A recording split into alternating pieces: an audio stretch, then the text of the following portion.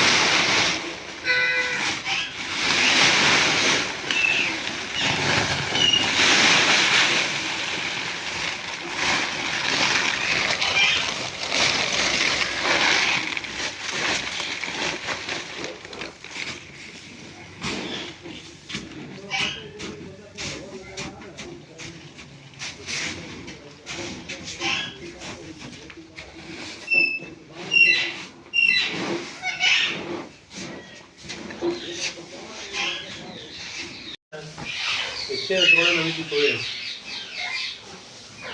जब मार्जिन में थोड़ा तो थोड़ा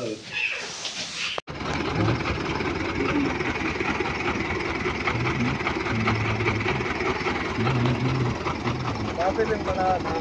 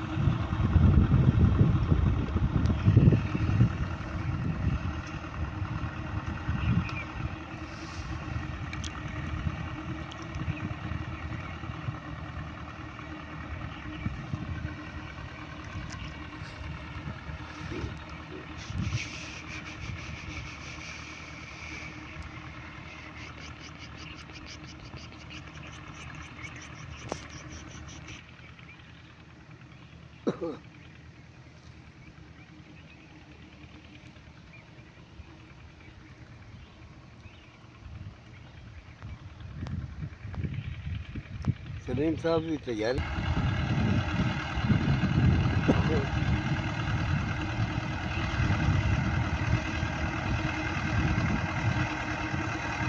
मैं पूछा ना व्यू में गिरदा अच्छा देखो गल के क्यों कहना बात क्या खास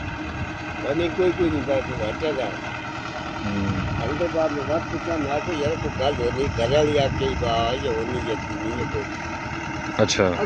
या मजदूरी करनी है कोई नहीं बाबा मजदूरी तो बात होनी चाहिए कम बोली कभी मैं मजदूरी नीचे लोग का है